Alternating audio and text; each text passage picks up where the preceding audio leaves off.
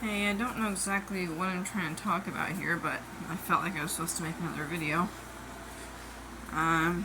Me walking back and forth in my room again. I'm going to show you what I drew earlier with marker.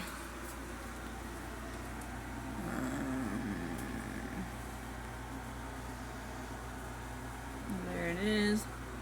Whoop, there it is. Hope you got a good view of it. It's pretty cool. My bangs maybe need a trim. That one's always been too long in the middle there. There's some soaping inside. But as far as topics to talk about, I don't want to talk about this, but it's been the reason I've been overeating. I haven't overate for like a week because I've been drinking a ton of coffee. But that's beside the point, maybe. Can't keep drinking coffee because it's hurting my teeth. Even without the sugar, I drink it without sugar today, and just creamer and coffee, and still hurt my teeth. Does creamer have sugar in it? I have yet to check. Probably.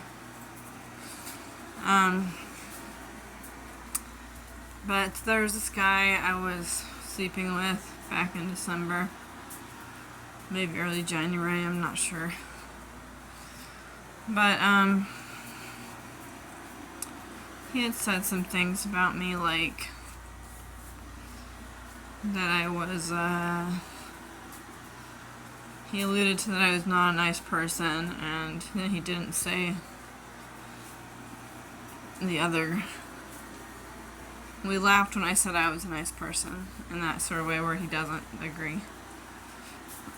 And then,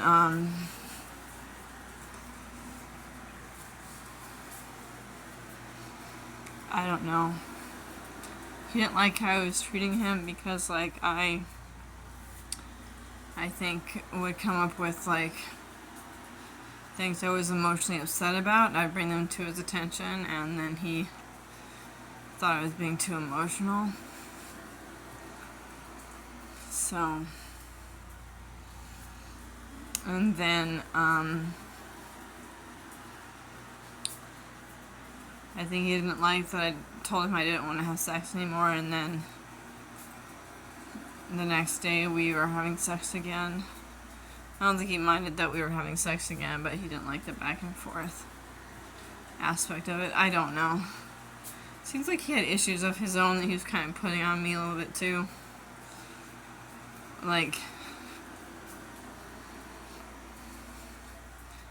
Why had he moved so fast and got into something with me when he was just out of a relationship?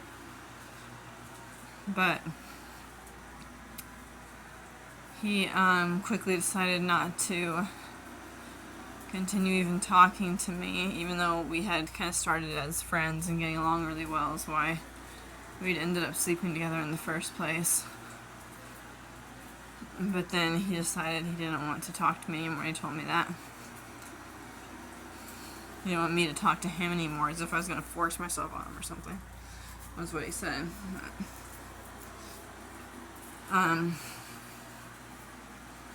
But yeah, I didn't try to talk to him anymore at all. I saw him a couple other times because I don't want to describe why I saw him a couple other times, but I mean, saw him visually, not that we did anything together. And I don't know what kind of expression he had on his face because I was wearing, or wasn't wearing glasses, I mean. So I couldn't see what his eyes looked like. But it just has caused me a lot of distress because it's like another person who doesn't think I'm a good person, so I can add up the list. It's like my ex-husband, like my ex-boyfriend. I guess that's all the list is. I guess most people think I'm pretty okay. But then there was this comment that my ex-boyfriend said, the open mic person in Montana said I was a little out there. And I'd heard that before from a manager at Ace Hardware, saying that people were saying I was a little out there, or pretty out there. I don't know what that means. I've never identified with being pretty out there, whatever the fuck that means. But, hurt my feelings a lot. And there's been the occasional times people looked at me like I'm crazy, but I don't have much social interaction at all. So when someone interacts with me negatively in a social way, in the past it has seeped in quite a bit. I'm trying to be stronger or whatever, but I don't find myself being stronger. I find myself able to gather details of my life together and say it's a more positive life than I used to live or used to have. And that makes the blows like a little bit less poignant. But I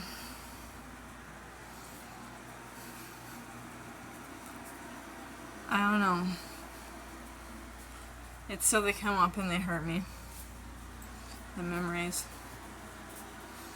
And so this guy acting like I was kind of a piece of shit person kind of brought up all those memories that like I don't know what to do with, that people kind of thinking I was out there or kind of crazy or just not getting along with my family because they think I'm too sensitive or too prideful or whatnot. And it's just like, do I fit in this world anywhere? There are going to be people who get me or understand me or treat me well.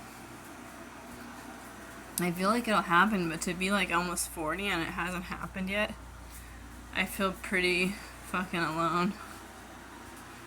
It's like so starkly alone that like makes me not want to be here anymore sometimes. It's just a difficult life. It's been a difficult life.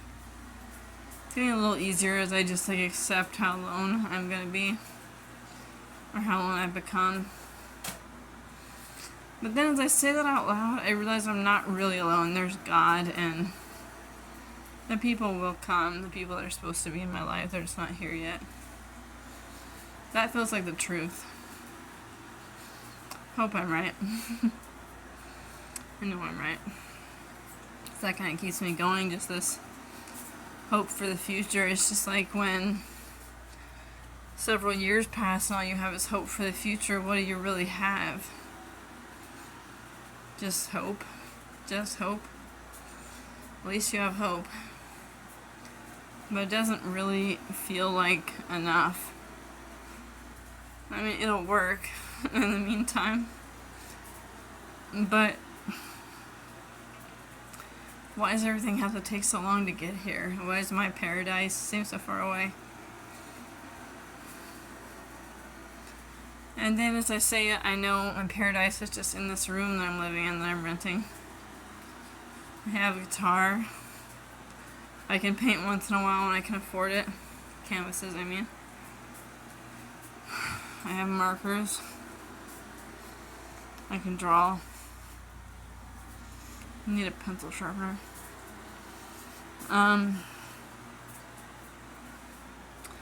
Or some graphite pencils, maybe both. Graphite pencils are fucking awesome. But you have to like hold them with gloves or something because they're just made completely of graphite. I don't want to get that much graphite on my hands. Excuse me. Had a couple cups of coffee today. That's probably why I'm burping. I burp anyway on these videos. I don't know why. Well, I miss my mom. Probably just gonna have to keep missing her because she probably won't talk to me the remainder of her life. But yeah, she's probably 72 years old now. Her parents died in their 90s, so is my mom gonna be alive maybe till her 90s and me till my 50s and still not talk to her? I don't owe my mom some sort of freaking apology for not wanting to talk to her. She's mad at me because I didn't call her on a Thanksgiving and Christmas. before I went to jail, and then I didn't talk to her for a year and 4 months because it was a year and 8 months total because I was in jail most of the time. But before that, it was Thanksgiving and Christmas. I told her I hadn't called her, and then I was in jail for a year and 4 months. So, I mean, I could have lied to her and said I was in jail the entire time, but I told her the truth. I didn't call her on purpose. And she, instead of like asking me why or something, just like ended the phone call within 10 minutes. And then when I tried to call her 2 more times at the rehabilitation facility she's at for her physical health,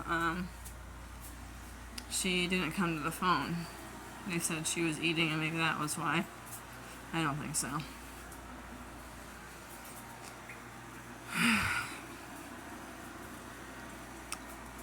I just miss my mom.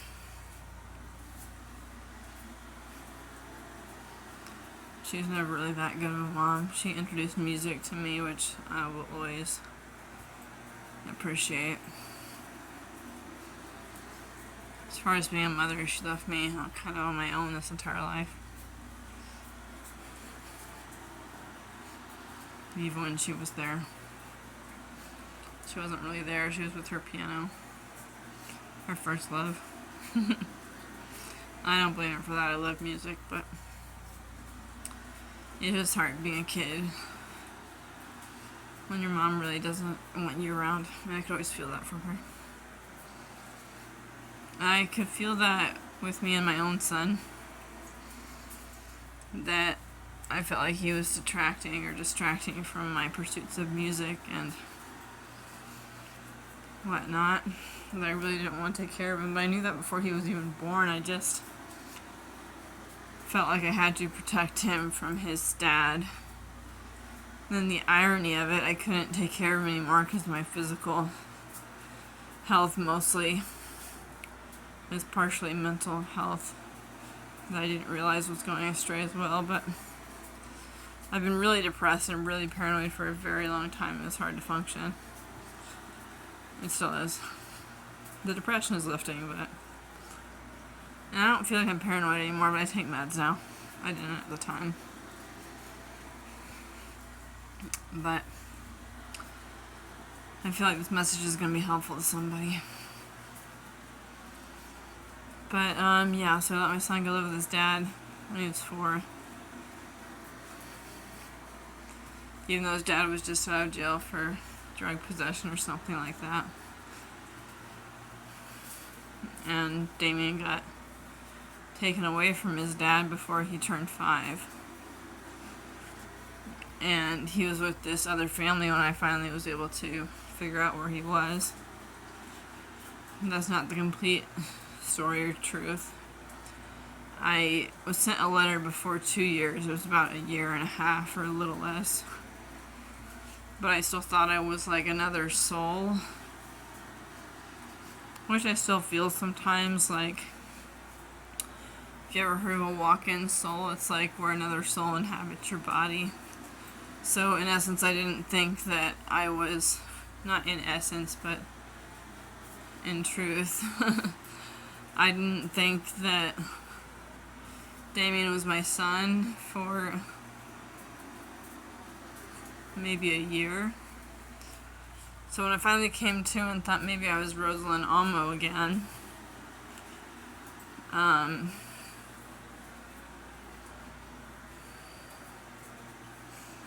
I had to try to track down my son from a letter that I threw away. So I called some old friends, and they had been contacted by the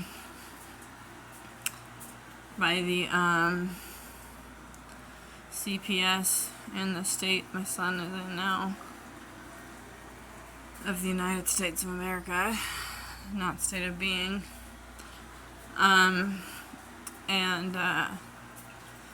They told me how to get a hold of the social worker that had been on his case. So I contacted her, and I don't want to get into this right now. I decided to I don't want to get into any of that. Anyways, where was I at? I have to kind of go there. Feels like there's a block up. Like I can't get past that point right now. Let me see. Anyways, JD, Damien's dad, when I met him, was like, had been out of jail like maybe a few months, maybe 4 months or something, maybe a year, I don't know. It wasn't that long. He said he'd been in jail for 10 years, or prison as it were. He was a bouncer at a bar in Nashville, Tennessee. And we slept together maybe 8 times. Could have been more like 4, but I'll say 8, so I'm not underestimating. But I had left my birth control in Arizona. I was doing AmeriCorps. I felt like my life had a lot more potential then, but I was already tired. Like, right now I sleep like 12 hours a day, and then like I don't do that many strenuous things on purpose because I get really tired. It's just this overtired I have to deal with.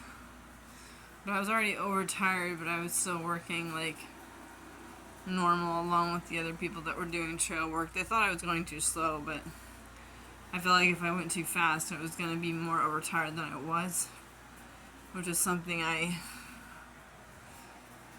didn't think I could say to anybody without being judged harshly, so I just let them think I was being kind of lazy or whatever. But,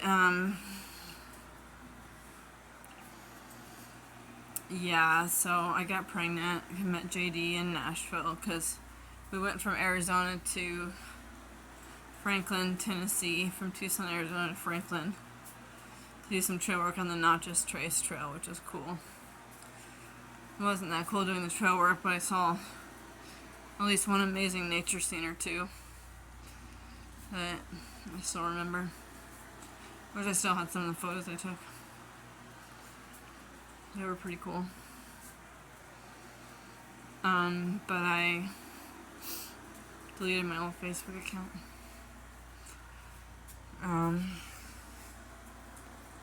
Why did I do that?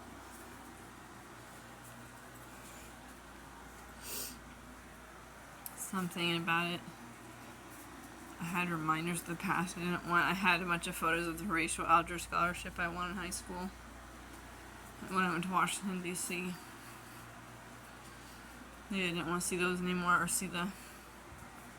I just don't want all the old people from my past, like, or random people I friended. I didn't like that I had random people I friended on there, because that made me feel like disenfranchised. That's probably why I deleted it.